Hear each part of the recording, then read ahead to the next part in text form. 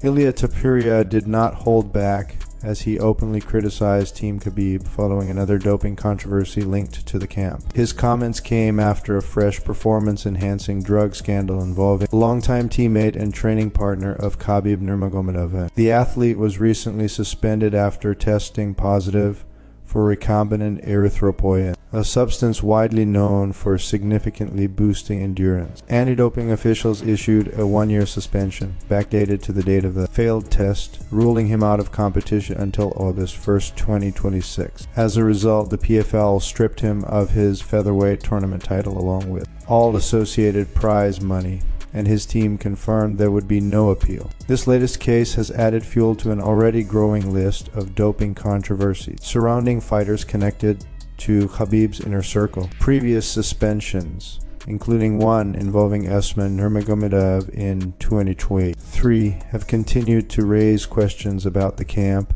and its reputation. The repeated incidents have drawn criticism from several fighters across the sport, but none more direct than Topuria's recent remarks. During an interview with Georgian outlets at Tanda Sports, Topuria addressed recent comments made by Islam Makhachev, who had downplayed him and accused him of avoiding a potential fight with Arman Tsarukyan. Rather than engaging in the matchup debate, Topuria shifted the focus toward the recurring drug-related issues associated with Makhachev's camp. He made it clear that after stepping away from competition for a few months, he had little interest in responding to criticism coming from a team repeatedly linked to doping headlines. Topuria was careful to separate Khabib Nurmagomedov himself from the rest of the camp. He acknowledged Khabib's professionalism and restraint, noting that Khabib rarely responds to criticism and generally maintains a respectful silence despite constant public discussion around his name. However, Topuria claimed that when Islam Makhachev is mentioned, other members of the camp quickly become defensive and aggressive. According to Topuria, several fighters connected to the team have passed suspensions for steroid use, and he suggested that this history explains their emotional reactions. He argued that long-term reliance on performance-enhancing drugs does not only affect the body, but also the nervous system and mental stability. In his view, the heightened aggression and instant defensiveness displayed by some fighters reflects deeper issues tied to prolonged PED use. Topuria concluded by stating that these patterns have been visible for years and continue to shape how the camp is perceived within the MMA community. Kamaru Usman has voiced his disagreement with how Team Aspinall is handling the ongoing situation surrounding his injury and recent online exchanges. Usman believes that the heavyweight champion's approach is doing more harm than good, and that engaging publicly on social media is not the way a champion should carry himself. The situation escalated after Tom Aspinall and Cyril Gane exchanged remarks online. Gane posted a training update stating that he still had no confirmed opponent or fight date but continued to stay active in the gym. Aspinall responded in the comments, placing responsibility for the slowdown in the heavyweight division on Gathje. He also revealed that he is currently not medically cleared to compete and will require surgery, while promising to settle things once he returns to full health.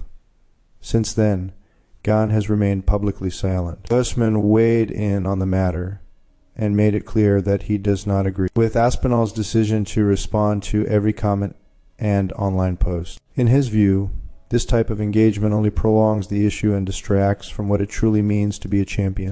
Usman emphasized that a title holder should project composure and confidence, not get pulled into online debates that generate unnecessary noise and controversy. According to Usman, Aspinall would benefit more from handling the situation privately and allowing his performance inside the cage to speak for itself. He suggested that constantly addressing criticism online diminishes the image of a dominant champion and opens the door for further distraction. From Usman's perspective, a heavyweight champion should operate with a level of dignity that places him above internet back-and-forth exchanges. Usman explained that if he were in Aspinall's position, he would not feel the need to respond at all. As the heavyweight champion of the world, he believes certain comments are simply not worth acknowledging. His stance is that a champion should make it clear that when he is healthy and ready, he will return to competition and handle everything inside the cage. Until then, others can wait their turn. Despite the ongoing tension, Aspinall and Gane are expected to meet again in a rematch sometime in the spring of 2026.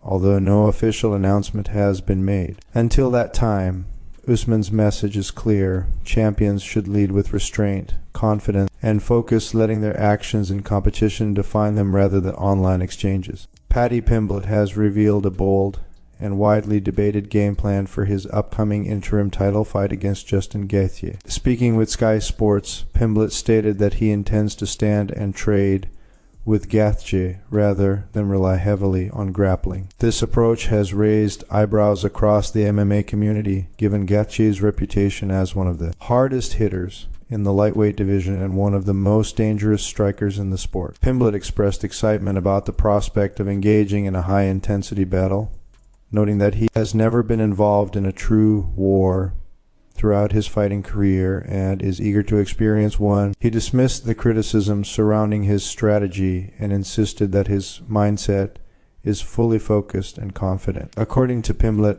many fans and analysts expect him to immediately attempt takedowns, but he made it clear that this will not be the case. He believes that standing with Gaethje will surprise people and change perceptions about his striking abilities. Pimblett described himself as a complete MMA striker rather than a specialist in a single discipline. He explained that while Gaethje is more of a boxer who relies heavily on leg kicks, his own style blends multiple striking arts into a well-rounded approach suited for mixed martial arts. Pimblett is confident that this versatility will be evident when they face each other inside the octagon. He did not stop there, going on to suggest that the fight could mark the end of Gaethje's career. While acknowledging Gaethje as a legendary figure in the lightweight division and praising his achievement, Pimblett stated that he believes Gaethje may be nearing the final chapter of his career.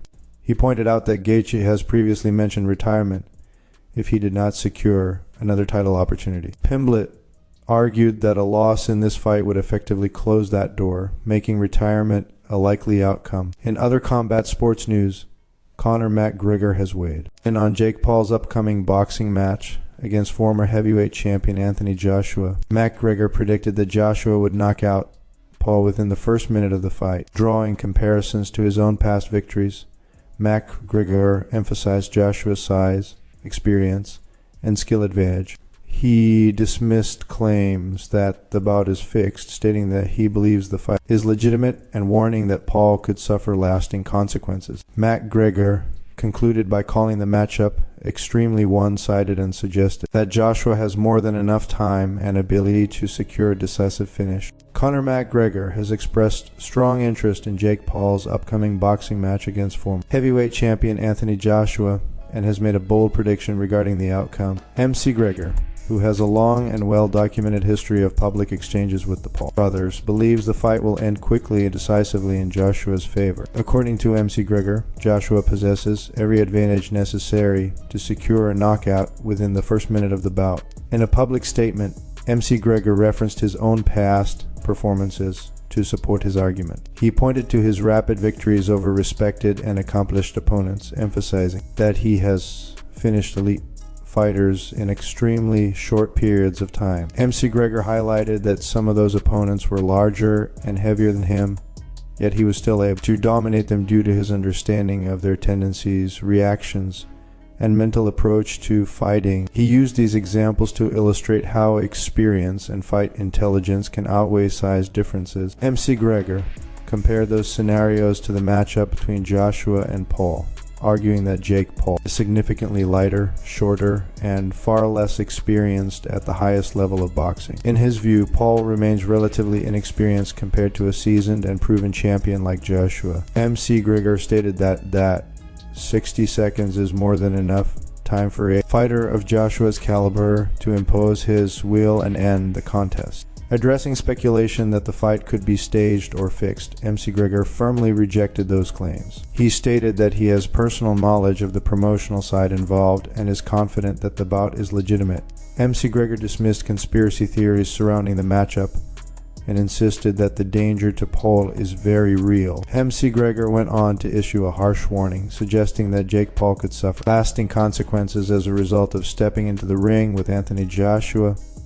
He described the fight as an extremely favorable matchup for Joshua and expressed disbelief that Paul would willingly take such a risk. McGregor concluded by stating that while he strongly believes Joshua will secure a swift knockout, he also intends to capitalize on the situation financially, making it clear that he has little sympathy for what may happen inside the ring. During a live stream, Strickland delivered an intense and unfiltered display of his training mentality, sparring multiple opponents at the same time and making it clear that he was not there to go easy on anyone. The session quickly drew attention due to its raw nature, as Strickland rotated between three training partners, maintaining constant pressure and a high pace throughout the exchanges. Rather than treating the moment as a casual demonstration, he approached it with the same seriousness and aggression that defines his in-cage style. Strickland repeatedly emphasized the importance of discipline and effort, pushing those around him to stay engaged and protect themselves at all times. His commentary during the sparring reflected his straightforward philosophy on fighting, where preparation, toughness,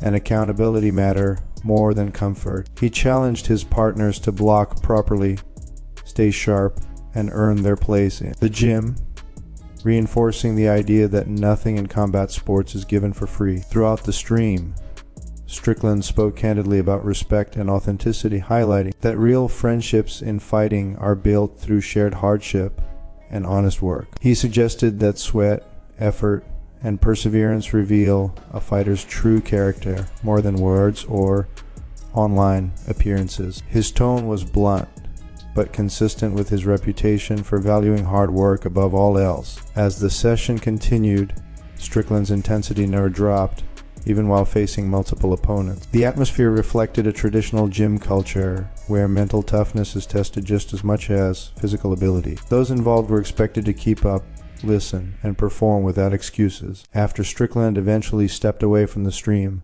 the impact of the session remained clear. The sparring was less about entertainment and more about reinforcing standards. It served as a reminder of Strickland's no-nonsense approach to training and his belief that fighters must earn respect through action, resilience, and relentless effort rather than reputation or comfort.